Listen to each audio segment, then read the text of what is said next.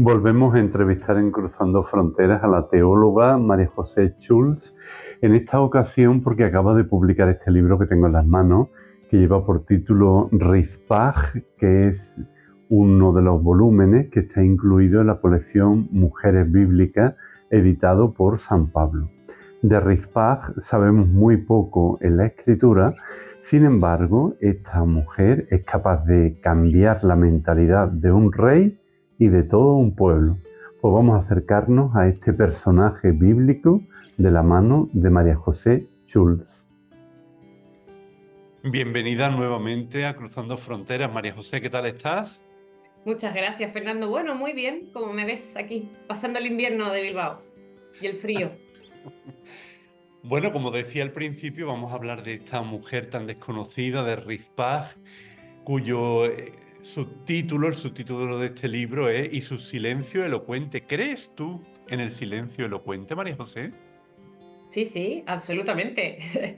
Es un título que me encanta, que se me ocurrió, la verdad es que a lo largo del trabajo, no fue inteligencia artificial, que hoy día buscamos muchas ayuditas por ahí, se me ocurrió del estudio y de la investigación de esta mujer, porque al final incluso no tiene que haber ruido ni sonido y se puede hablar, ¿no? Con el cuerpo, con la mirada, con los ojos, con los gestos.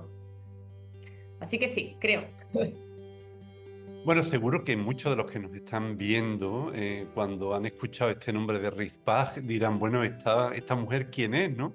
¿Cómo te animaste a escribir sobre una mujer, Rizpaj, en la que se le recuerda solo en unos pocos versículos en la Biblia? A ver, yo te reconozco que tengo mucha memoria visual, ¿sí? Y tengo mi Biblia pues, desde la confirmación, o sea, cuando la hice a los 15 años, yo ya han pasado casi 30 de eso, y siempre voy subrayando y destacando cosas que me llaman la atención, ¿no?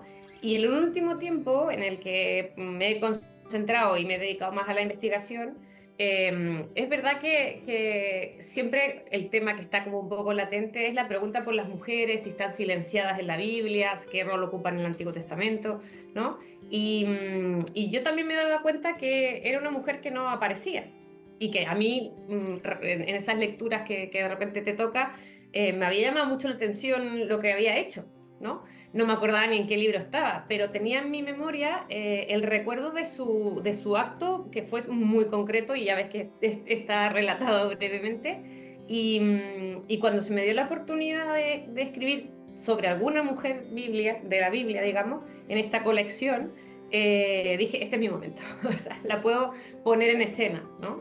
Rescatarla y de alguna manera como poner el foco en lo que ella hizo, que a veces se nos pasa un poco por alto porque está rodeada de hombres muy importantes en la historia de Israel. Entonces ella es muy, muy, muy secundaria. De ahí creo que en el fondo la elocuencia, ¿no? Que habla sin haber hecho mucho. Bueno, un librito muy, muy breve, Sí. como es este de la colección de mujeres bíblicas de Editorial San Pablo, coordinado por Silvia Martínez Cano. ¿Y qué significa el nombre de Rizpaj? Bueno, esta mujer, claro, es una mujer que es concubina, ¿no?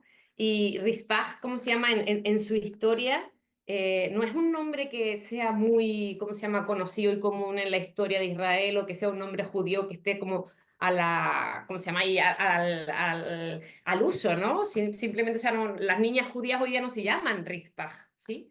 Entonces, esta chica, en su carácter de concubina, de alguna manera, se recoge esa como fuerza que tiene y el nombre significa brasas, o sea, una cosa como que brille, una cosa que es candente, una cosa como que toca, ¿no? Entonces, yo creo que también es simbólico el nombre, aunque puede haber sido perfectamente histórico, pero que con lo que ella hace, su nombre se carga de significado o pasa a ser una reserva de sentido, ¿no? Es decir, ella no, ¿cómo se llama? No fue a interpelar a nadie, no tocó puertas de cortes reales. O sea, ella estuvo permanentemente silenciada por tener el rol de concubina de un rey. Entonces, pues, la concubina es como la última de la corte, ¿no? Aunque por la noche sea la primera, pero al final, a la hora de las decisiones y de las intervenciones, pues la última. Y el significado de que sea como una brasa ardiente significa que en el fondo, ahí donde ella está, no es que queme para herir, sino que toca para interpelar. Ujú. Bueno, has hablado de concubina de un rey. Ese rey es el rey Saúl. Bueno, ¿qué relación se establece entre Rizpaj y Saúl? Bueno, hay que entender de que en el fondo, en el origen de la monarquía de Israel, claro, uno de repente tiene como la mentalidad contemporánea de los estados bien definidos, ¿no? Y de los estados con su rey y su ejército, ¿sí? Y claro, para la época tenemos que pensar que eran tribus que designaban a un rey y que ese rey podía ser representante de varias tribus como confederadas, ¿no? Y que, como hasta el día de hoy, el tema del linaje y de la ascendencia era importante, ¿no? Entonces, estos reyes, en este caso que es Saúl, evidentemente cuando tiene que ser, no decir como superado, pero como que tiene que ser reemplazado por uno más joven, por el que viene, se genera un conflicto bélico importante entre las tribus, ¿no? Que representaban el linaje tanto de Saúl como de David. Entonces, Rispaj, en el fondo, al ser parte de la corte real de Saúl, evidentemente que hay que pensar en esa mentalidad semítica de que es propiedad de la realeza, es propiedad de la monarquía, propiedad del rey, ¿no? Así como en el fondo lo eran, lo podía ser un objeto, un palacio, unas armas, unas joyas, o sea, pasa a ser un objeto de pertenencia y de propiedad de este rey. Entonces, cuando este rey se pone en guerra o en discusión o en conflicto con otros ejércitos y otras guerras, evidentemente que los objetos que son de su propiedad son los que se ponen en disputa. Entonces, Rispaj es un objeto de la propiedad del rey Saúl que también se pone en disputa y que se utiliza, ya sea para encontrar el agrado del rey o para perjudicar al rey. Y en este caso, claro, a la decadencia del gobierno de Saúl, evidentemente que a ella la utilizan como por el rol que tenía como concubina y que también había sido madre de hijos del rey, también se la utiliza y hay un aprovechamiento importante, no solo de su cuerpo, sino que del rol que tiene dentro de la corte y de lo que representa acostarse con la concubina del rey Saúl. Ujú. El rey Saúl, que es un rey que no cumple su promesa, el rey Saúl que también ha cometido graves crímenes en contra de los gabaonitas. Gabaonitas, claro. O sea, hay que saber que en el fondo cuando nosotros a veces tenemos solo la catequesis de la primera comunión, creemos que los reyes de Israel todos han sido fantásticos héroes y más o menos que, no sé, pues tenían la mano en la Biblia, cuando, ¿no? Y cuando verdaderamente las historias que se conservan en el Antiguo Testamento, pues nos muestran que eran seres humanos que por mucho que hayan tenido la intención de ser fieles a la voluntad de Dios, la verdad es que dejaba mucho que desear. O sea, muchos eran delincuentes, ya sabemos que David en el fondo manda a raptar a la mujer que le gusta, que ha visto por la ventana desnuda, o sea, y en el caso de Saúl también se había aprovechado de los gabaonitas, ¿no? Entonces hay aquí como un conflicto en el que los gabaonitas le piden a David que atente contra las propiedades de Samuel. Entonces, estamos viendo como un triángulo de ira, de venganza, de rabia, donde en el medio está esta mujer, ¿no? Que no le conocemos la voz. Por eso yo siempre insisto en el silencio, ¿no? No le conocemos la voz, pero que es utilizada para atentar contra el rey Saúl, pero también atentar contra su linaje, contra su casa, contra su memoria, ¿no? Ujú. Y se la utiliza sexualmente, pero también se utilizan sus emociones, sus afectos como madre para que los gabaonitas consigan su venganza por lo que Samuel, o sea, perdón, por lo que Saúl les había hecho, ¿no? Ujú. Entonces, es un triángulo bélico importante. Ahí, claro, los hijos del rey son víctimas que pagan pues todas las atrocidades también del rey, ¿no? Claro, claro. Y en el fondo hay que pensar que también son hijos que vienen de la concubina, que al final los hijos legítimos tienen, o sea, tienen otra historia y sufren otra suerte, por decirlo de una manera. Pero los hijos de la concubina siempre están como al libre arbitrio, digamos, de cómo quieran ser vistos dentro de la sociedad de esa tribu, de esa aldea, de la composición de ese grupo social, ¿no? Entonces, sí, en este caso, los hijos de ella son utilizados para maltratar, de alguna manera, el linaje, la casa de Saúl. ¿Sí? Ujú. Y son, por eso yo más que explicarlo hoy día con tanto detalle, me gustaría que volvieran a través del libro a la historia completa del ciclo de Saúl, ¿no? Que pudiéramos ver todo lo que él hizo y cómo los personajes que en la historia literaria de la Biblia rodean a Saúl de alguna manera tienen un rol para contar la historia de Israel y los planes de Dios en esa historia. Y además yo creo que tú destacas también muy bien en el texto que limpiar la tierra de la sangre derramada por Saúl no significaba que había que limpiarla con más sangre, sino que de alguna manera había que salir de ese círculo de violencia, ¿no?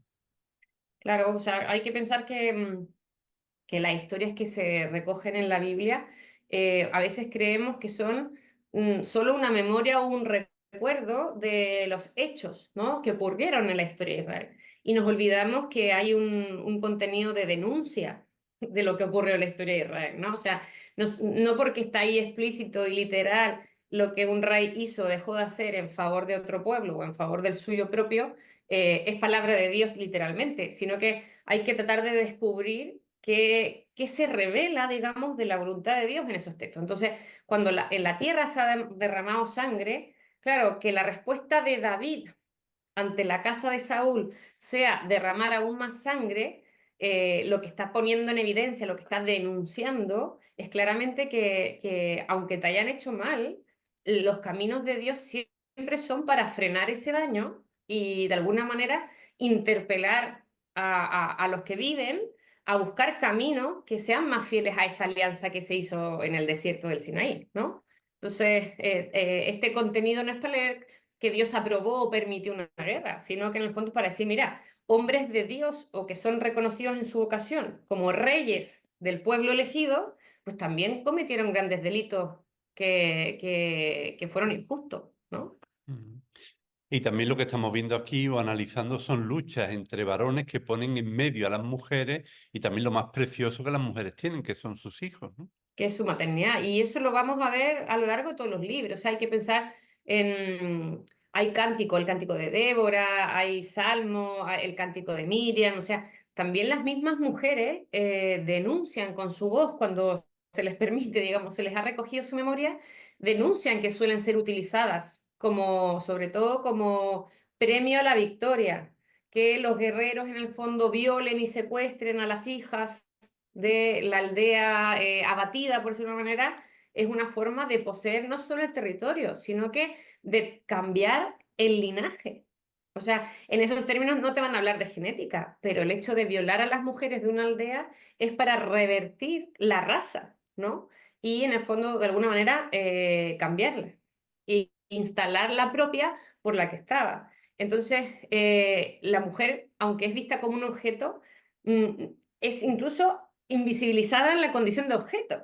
O sea, se la utiliza para otra cosa que, aunque sea vida, es una vida que pervierte el sentido real, ¿no es cierto?, del crear, de la descendencia, del construir familia. Entonces, en ese sentido lo que tenemos que ver es que, claro, uno dice, nos han mal utilizado, ¿no? O no nos han utilizado como objetos. Es que además siendo objetos, hemos sido invisibilizadas como objetos también, ¿no? O sea, que no ocupamos ningún rol al final del día.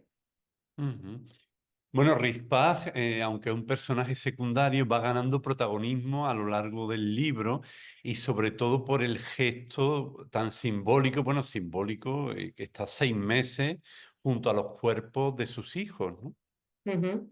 Bueno, o sea, la gente, si no ha leído los dos versículos, lo que parece Rizpaj, va a creer que esta mujer pues, tiene todo un rol protagónico, pero en realidad, o sea, lo tiene, pero aparece de forma muy breve en la historia y en el libro, ¿no? De Samuel.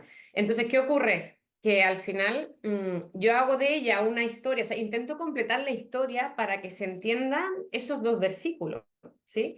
Y evidentemente que su gesto de estar frente a los cuerpos de sus hijos muertos en un periodo largo de tiempo, en una estación al final climática, ¿no?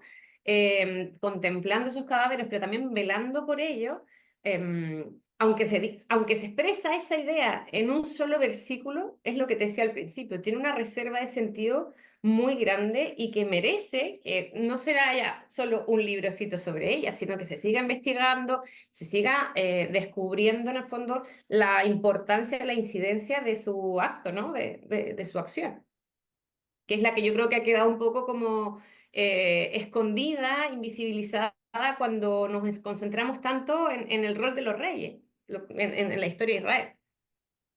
Y después también ese signo de humanidad inimaginable con todo lo que nos estabas contando, pero también un duelo que ella hace en cuerpo y alma, el valor también del duelo ahí, ¿no? Sí, a mí o sea, hay varias cosas que a mí me llaman la atención de esos dos versículos, ¿no? O de esta historia de esta mujer. Una es el concepto de velar, ¿no? Que me hacía me evocaba ciertamente esas reiteradas palabras de Jesús en los evangelios cuando dice vigilad, o sea, velad, llorad, ¿no? A los discípulos que se duermen en el Monte de los Olivos, a las vírgenes, ¿no es cierto? Que él dice, oye, pues, ¿qué les pasó también? O sea, ustedes también velad, ¿no? Que esperen al novio con los aceites de las lámparas, ¿no? Como que a mí me invitaba como a tratar de comprender cuál es la fuerza teológica del velar, ¿no? Del estar en estado vigilante, ¿sí? Y claro, esta mujer lo demuestra, el estado vigilante se caracteriza, el estado vigilante de Rispac se caracteriza por el prolongado tiempo que sostiene ese duelo, esa vigilancia del cuerpo muerto de sus hijos, ¿no? Y ciertamente la condición de luto que significaba hacer duelo, que era no solo cambiar tus vestimentas, sino que también un duelo que en la tradición israelita tenía un tiempo más reducido y tenía unos gestos, unas actitudes reducidas en tiempo, digamos, ella lo prolonga mucho. Entonces hay un ascetismo también en esa vigilancia, ¿no? Hay un encarnar también esa como ir perdiendo la vida, porque hay ayuno, hay ciertamente distancia del pueblo, distancia de la aldea, distancia del pozo. Es en una temporada de mucho calor, por lo tanto, ¿cómo se llama? No es un espacio vital cómodo que te diga, mira, no, es que estaba en un bosque. No, no, no, se nota que está en una explanada, en un lugar rocoso. Bueno, hay muchas características en estos dos versículos que te permiten entender que su duelo tuvo unas condiciones muy duras y de mucha austeridad. Y entonces eso lo que hace es ensalzar, digamos, su acto, ¿sí? Que como el perseverar en el tiempo, en esa austeridad de vida y en esa vigilancia de los cuerpos de su hijo, da la sensación, por eso yo digo que es silencio elocuente, porque en el fondo perseverar en el tiempo callada, pero sostiene en el tiempo un silencio que habla, ¿no? Y que evoca un respeto al cuerpo muerto de los hijos, que evoca un amor maternal a esos hijos que han muerto, que evoca un honor y una dignidad a una vida que fue y que ya no está, pero que esos cuerpos lo representan. O sea, como toda esa vigilancia conserva esa reserva de sentido que te decía yo, que nos tiene que hablar, digamos, al día de hoy también, no solo al momento, sino que al día de hoy. Por algo es palabra de Dios. Ujú. Bueno, y también el monte, ¿no? El monte Gibeá de Saúl, que Ujú. es un monte, un lugar de muerte, y con ella se convierte en un lugar de vida y también de respeto a quien tuvo esa vida. Claro, o sea, es significativo nosotros como lectores actuales de los textos bíblicos, a veces como pasamos de largo de las referencias geográficas porque en nuestra cabeza no está ni el imaginario de la geografía, de la fisiología, digamos, del lugar, ni el mapa, o sea, tampoco ubicamos las circunstancias y en el fondo los lugares. Entonces, cuando hacemos exégesis bíblica, como que uno tiene que hacer el esfuerzo de tratar de situarse. ¿Por qué le han puesto hasta el nombre del lugar donde ella ha hecho su duelo, ¿no? Y precisamente es para connotar que se hace en la tierra de Saúl, un rey muerto del que también se desconoce su paradero y que de alguna manera el gesto de ella no solo es en favor de sus hijos, sino que también el gesto de ella interpela sobre el paradero del padre de sus hijos, que también ha muerto en batalla y que quienes lo han matado se han retenido ese cuerpo muerto, ¿no? Entonces, el conocer el territorio y donde ella hace el gesto es también elocuente para quien en ese momento recibe la tradición sobre Rispaj, porque en el fondo es capaz de visualizar en su territorio dónde estuvo esta mujer haciendo esto y qué significó para los dueños de ese territorio, para los habitantes de ese territorio, ¿no? Y cómo el gesto de ella cambia y transforma la forma en que se comprende, se entiende ese territorio, esa geografía física. Pasa a ser como una connotación teológica, ¿no? No es solo un dato, sí, como de GPS. Ya. Bueno, y también esta mujer tan secundaria colabora o es muy importante a la hora de cambiar la imagen de un Dios que parece que se sacia con la violencia, con las víctimas, y es un Dios que acoge la actitud de esta mujer que vela precisamente por esa vida que ha habido en esos cuerpos, ¿no? Lo que es sorprendente es que en la historia de Rispaj no hay un acto de Dios explícito. Como uno podría decir, mira, en el Éxodo vemos que Dios intervino separando las aguas del mar, ¿no? O llamó a un profeta y el profeta anunció el oráculo. En la historia breve de Rispaj, Dios no dice nada. Y también es un silencio elocuente, porque le deja decir a ella. Entonces, ella al final es como es la que es palabra de Dios, ¿no? Ella es la que es la profética, ¿no? Es la que por fidelidad a ese amor propio de la maternidad, ¿no?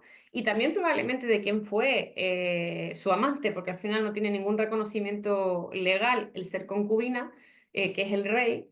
mm, Dios habla a través de ella, ¿no? Y ahí a mí lo que me maravilla de Dios en este caso es precisamente eso, de que en el fondo Dios se vale de instrumentos absolutamente insospechados. Y nosotros incluso actualmente intentamos como fichar a Dios, etiquetarlo y meterlo, ¿no? En el templo, en la iglesia, en el sacramento, como que queremos decir dónde está y acotarlo para examinarlo. Y en realidad la Biblia nos dice de que Dios se manifiesta de forma insospechada, de forma increíble y en las personas menos esperadas y posiblemente nunca las más idóneas, ¿no? Porque al final ser la concubina del rey, dime si no es escandaloso. O sea, al final, hoy día, si vemos Corazón, Corazón, el tardeo, como llaman aquí, los programas de las 5 de la tarde, pues todavía están hablando de concubinas de reyes, ¿no? Y es un escándalo.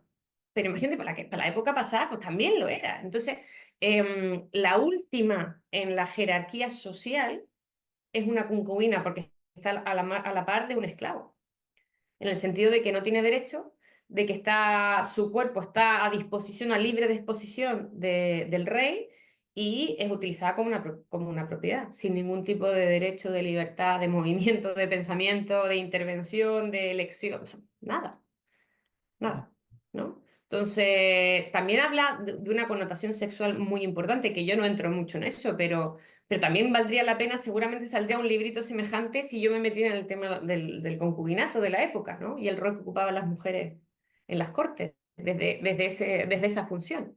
Ujú. También el relato sugiere que Dios solo queda conforme cuando se realiza lo que Rizpaj pide, ¿no? Cuando se restablece de alguna manera la justicia y esos cuerpos pues son enterrados. Ahí lo que es significativo también, Fernando, es que en el fondo nuestra perspectiva humana tiende a anhelar que Dios intervenga de forma inmediata, ¿no? El gesto de Rispaj tardó 6 meses en ser valorado, en ser visto, en ser entendido y en tocar, interpelar, ¿no es cierto?, a quienes realmente tenía que ejercer un cambio, ¿no es cierto?, este gesto de Rispaj. Entonces, uno dice, ¿y dónde estaba Dios en todo ese tiempo? Es que Dios ha estado siempre y estuvo en el momento primero en que Rispaj decidió velar a los cuerpos muertos de su hijo. Y en ese momento Dios ya estaba hablando. Pero quien tardó en dejarse tocar por esa palabra de Dios que se transmitía a través de Rispaj es el ser humano. Y en este caso, el ser humano que tenía más poder en el momento, que era el rey David, ¿no? Entonces, es como también hay una forma de ser de Dios que se revela en estos personajes y que también nos denuncia a nosotros que los tardos de corazón somos nosotros, no la acción divina. La acción divina está en su momento y en su tiempo preciso. Lo que pasa es que, claro, el resto es el que tarda en como que se le abran los ojos y que el gesto de ella sea significativo y nos deje interpelar, ¿no? También la figura de Rizpaj puede resultarnos muy actual porque Rizpaj lo que hace es hacer memoria, crear memoria de las víctimas, de alguna manera homenajea a las víctimas y les devuelve la dignidad, ¿no es así? Claro, Yo últimamente, como que a mí el tema de la memoria me hace run run. Yo sé que los biblistas del último tiempo pues ya han hablado de la memoria muchísimo, y a mí como que también he sido tarde, o sea, he llegado tarde a comprender el valor de esa memoria, ¿no? O sea, intento repetirlo mucho en las clases que hago de introducción a la lectura de la Biblia, que en el fondo todos los relatos bíblicos son memoria de una experiencia salvífica, ¿no? Y entonces la exigencia para el lector actual es tratar de tocar, acercarnos, aproximarnos a de qué se hace memoria. Entonces, en el caso de Rizpaj, en el fondo ella, que se conserve su nombre, que Israel conserve en su memoria el nombre de la concubina de Saúl que restauró las relaciones y sobre todo, en el fondo, transformó el corazón del rey que seguía, que era David, es significativo porque quiere decir que en la memoria de ese pueblo, de esa aldea, de esa tribu, esta mujer ya tenía un rol, ¿no? Y hoy día a mí eso me resuena mucho con nuestros lugares de procedencia, Latinoamérica, piensen ahora en la guerra de Palestina, la guerra con Israel, la guerra de Ucrania, en Sudán, en el Congo, o sea, la importancia de que no olvidemos, ¿no?, lo que nos ha hecho ser lo que somos y las cosas buenas que salen de nosotros como pueblo, ¿no? Y Rizpach se recuerda por eso que edificó, construyó, plasmó, de lo que dio testimonio en ese pueblo tan primitivo que era Israel en aquella época, ¿no? Y que nos acordemos de ella hasta ahora, es porque su palabra tiene que seguir significando algo para nosotros hoy. Entonces, para mí como el gran desafío del lector actual de la Biblia es eso, como tratar de llegar en cada relato bíblico al acto del que se hace memoria, ¿no? Porque pues, uno se hace memoria de lo malo que fue David, ¿vale? Sí, pero ¿qué es lo esencial de esa memoria? Pues no es David, es ella. Y ahí es donde yo de repente como que nos perdemos, como tratando de sacar, no sé, el mensaje para hoy y nos olvidamos de lo que es realmente significativo.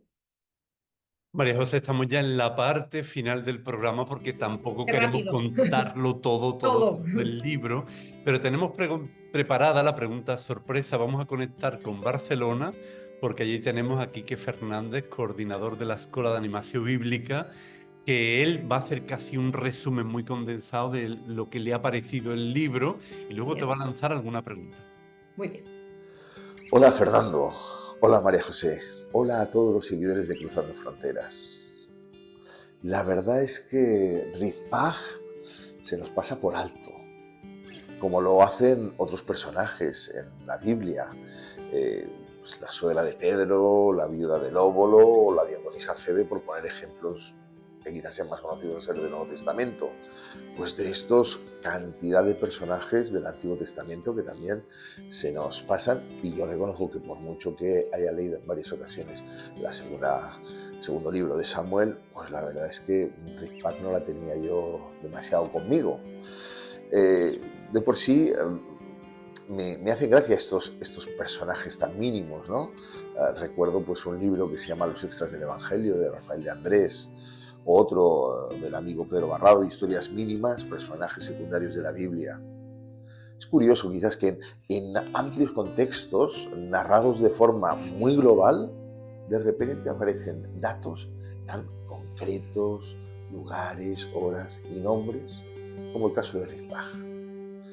Ahora bien, María José, yo me pregunto, ¿qué motiva que alguien escriba un libro sobre un personaje tan mínimo como Rizpaj? Hombre, uno podría decir, oye, las colecciones de las mujeres en la Biblia, pues la mujer en la Biblia, la situación de la mujer en la Biblia. La verdad es que en este caso, pues vemos en el primero de los textos que presentas de ese segundo libro de Samuel, como cuando aparece Rizpaj, pues la mujer está siendo administrada como un mueble más de la casa.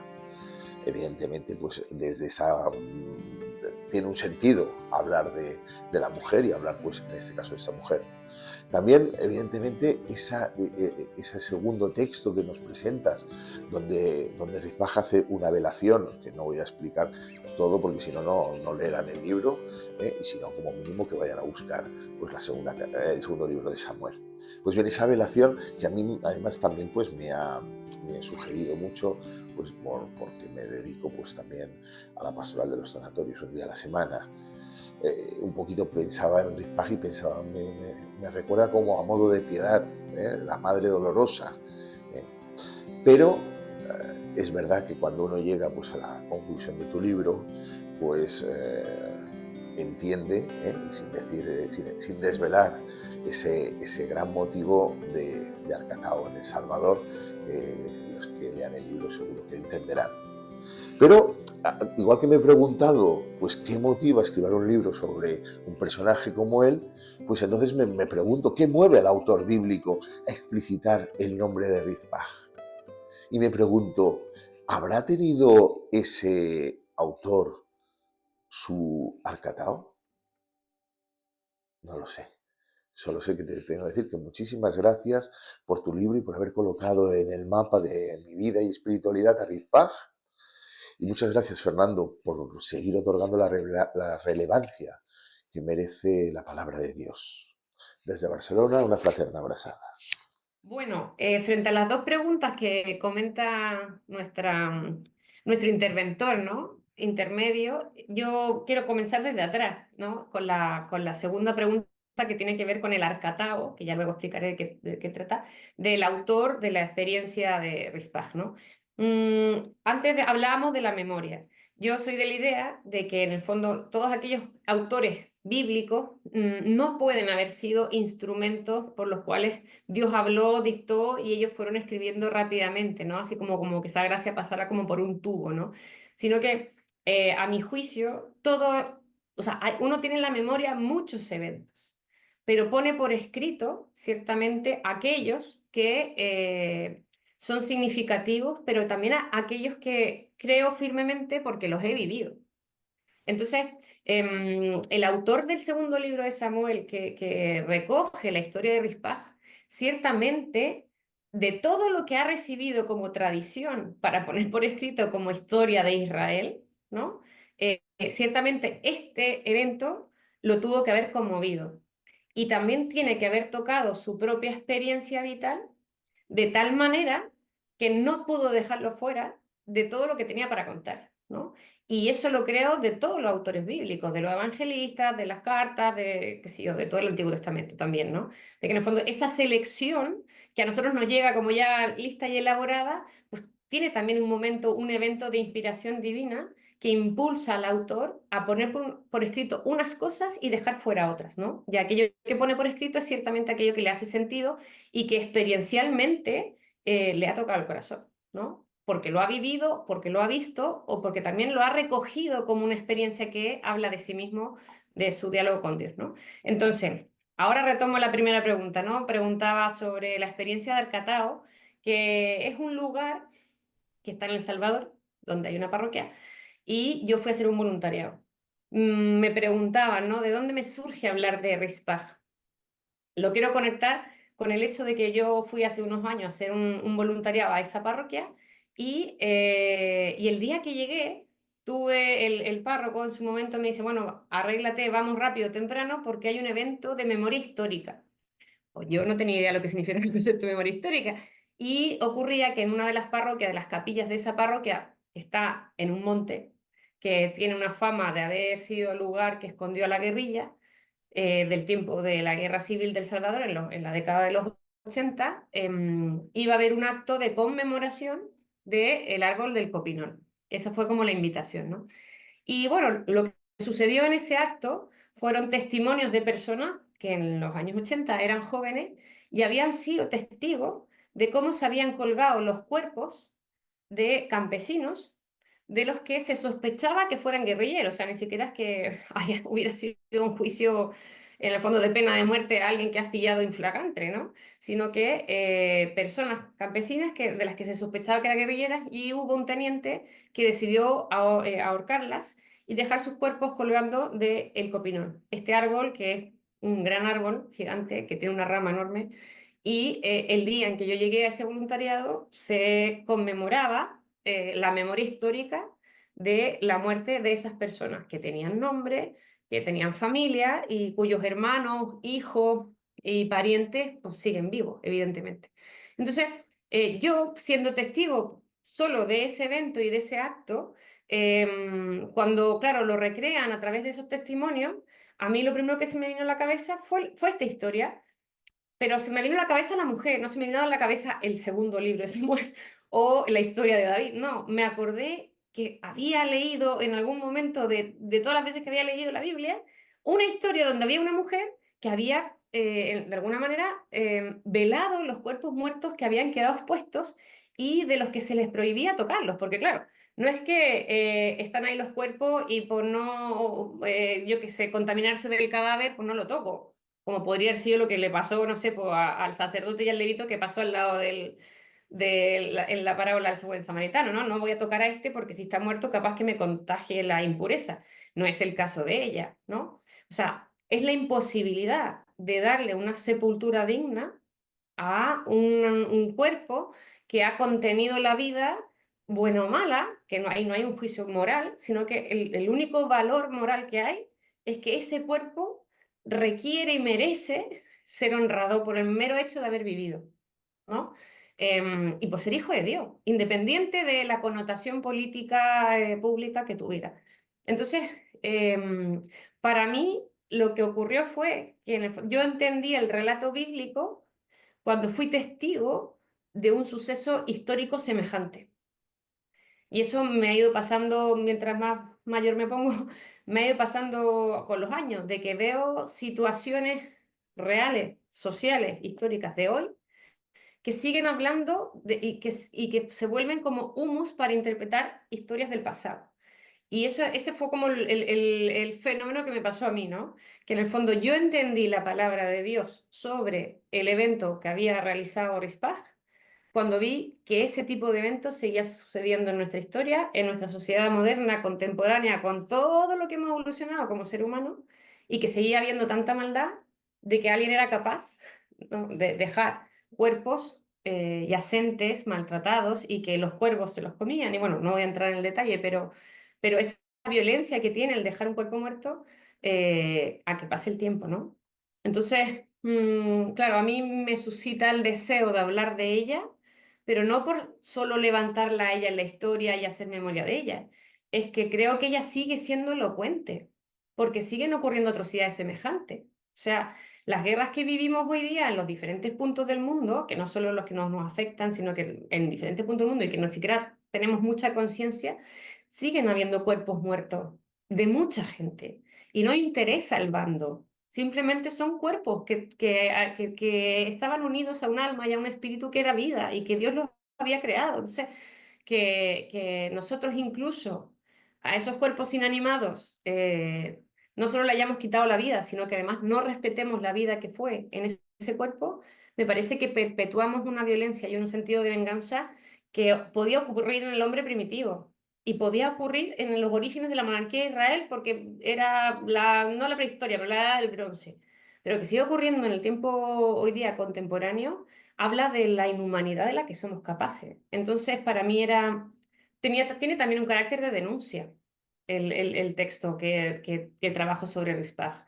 No es solo desde el ámbito de resaltar a una mujer, sino que creo que a partir de ella se me dio la posibilidad de poner un tema que es político y que para mí no tiene ningún tipo de connotación de un lado o del otro, ni un frente político, sino que es político en el sentido de que se sigue utilizando eh, personas como objetos, ¿no?, para justificar guerra. Y en este caso, seguimos teniendo historias de guerras pasadas donde todavía siguen habiendo cuerpos que no sabemos dónde han sido sepultados. Y no me voy a meter en la política del asunto, pero sí quiero denunciar que siguen habiendo madres que están esperando que se les dé una sepultura digna a los cuerpos de sus hijos, o nietos que están esperando que se dé una sepultura digna a sus abuelos. O sea, de eso siguen habiendo muchas Rispag. Y esa es la que yo quería como conectar al día de hoy, ¿no? La Rispag de ayer con la Rispag de hoy. Ujú. Bueno, amigos, pues de verdad que les invitamos a la lectura de Rispag, Un silencio elocuente, de María José Schulz, en la editorial San Pablo. Te agradecemos el esfuerzo y desde luego yo estoy asombrado de todo lo que has sacado de esos versículos, que vamos, que esto daría para que escribas también una novela.